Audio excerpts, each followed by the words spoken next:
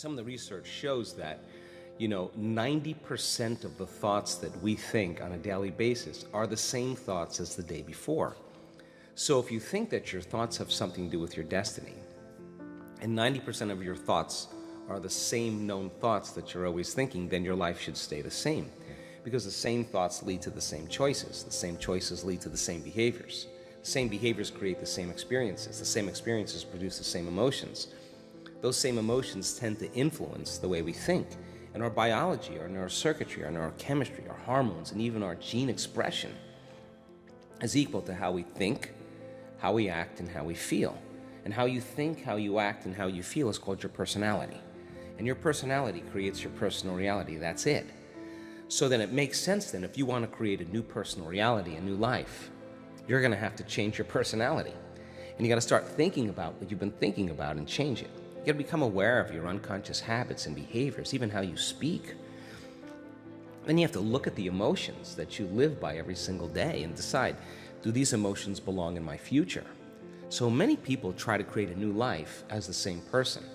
In order to create a new personal reality, you got to change your personality. So the principle in neuroscience says that nerve cells that fire together wire together, thinking the same way, making the same choices, demonstrating the same actions, creating the same experiences that stamp the same networks of neurons into the same patterns, all for the familiar feeling called you. And you do that for 10 years in a row, well, you're going to hardwire your brain into a very finite signature because you're firing and wiring that way.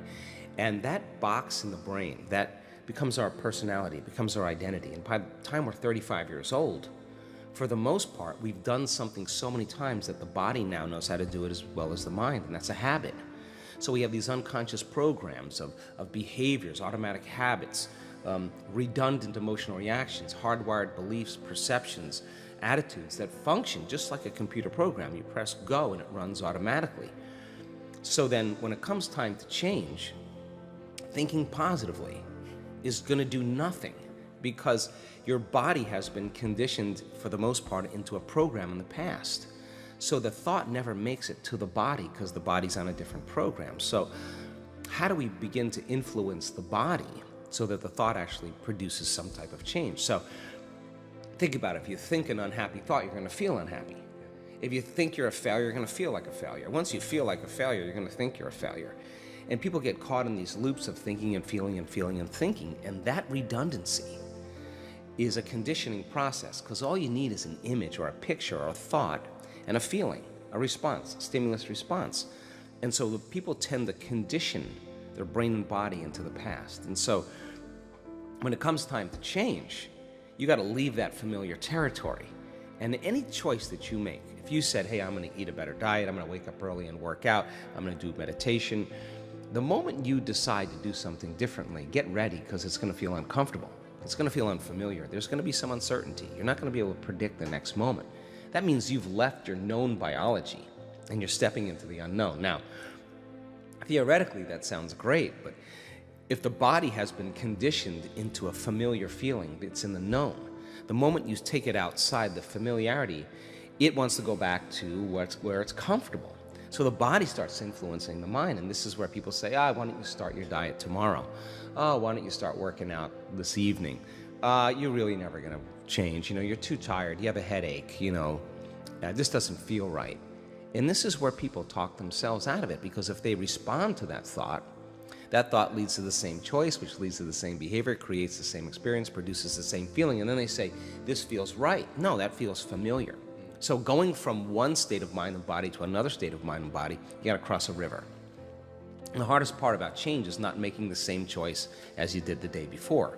Now, once people understand that they're going to be uncomfortable, then the question is, what thoughts do you want to fire and wire in your brain? What behaviors will you demonstrate in one day? And the act of closing your eyes and rehearsing who you're going to be when you open your eyes begins to install neurological hardware in your brain to look like you've already done it. Now the brain, which is typically a record of the past, now becomes a map to the future. And if you keep doing it, the hardware begins to become a software program, and you start behaving differently. And then if you can teach your body emotionally what the future will feel like, that means then you're not going to wait for your wealth to feel abundant, or your success to feel empowered, or your new relationship to feel love. In fact, the moment you start feeling abundant, you're generating wealth. The moment you start embracing empowerment, you're stepping towards your success. The moment you're in love with yourself and you're in love with life, you start creating equals in your life. Now that's causing an effect in your life.